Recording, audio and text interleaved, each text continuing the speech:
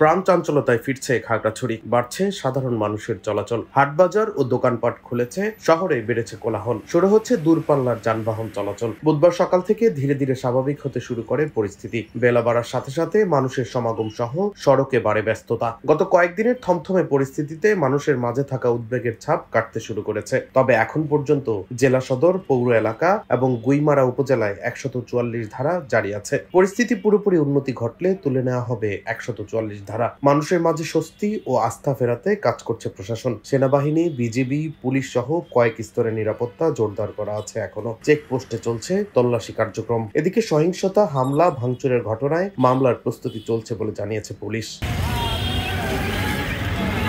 Desk report, Dainik destiny.